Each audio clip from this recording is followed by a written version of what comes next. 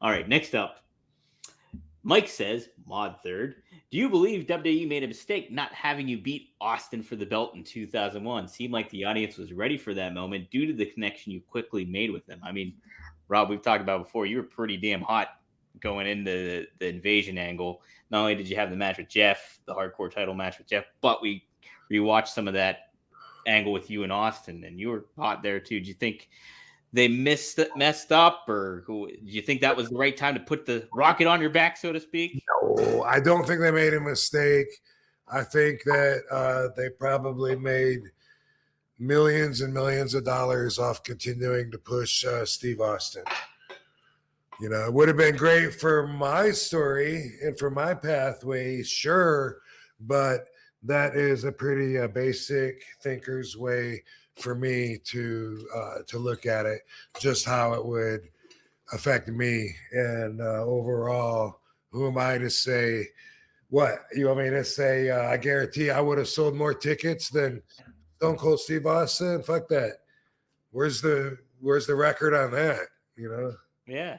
And you know what, too? It's like the fact that you were working in that program, it doesn't necessarily mean that you had to have won the title. It just means like you were up there. And Hey, it would have been cool. it would have been cool, but it Sure. would have been great.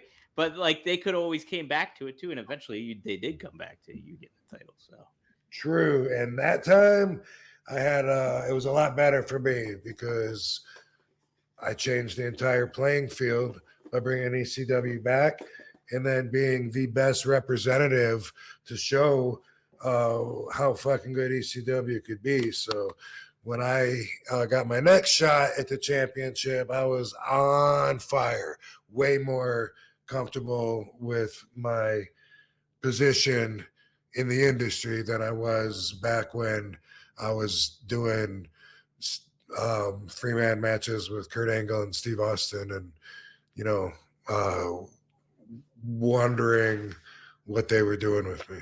exactly, yeah. And the fact is too, it's like you had that ECW fan base growing back up and heating back up, and on top of it too, you had the element of like John Cena being like this Boy Scout of a baby face in certain ways, and it's just like that.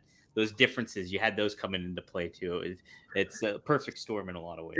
And let's face it, like after so many years, I mean, I came in 2001, right? Right? And Yeah. we didn't get the ECW cook until was it 2006? 6, 5, right? Well, So first one, like, base, I mean, basically, that's 5 years of extreme oppression yeah, right. Hmm. for me, for all the fans that loved ECW. We felt that oppression, and it was just like the ECW one night stand was a chance to release all that tension that was built up and our express how we felt about that. And so, man, there was so much going into that that represented all of that, not just a third brand, right? Right. No, there was a lot more elements that paid off for fans, paid off for you guys. It was really honestly a perfect storm. It was very Yeah. exciting time too.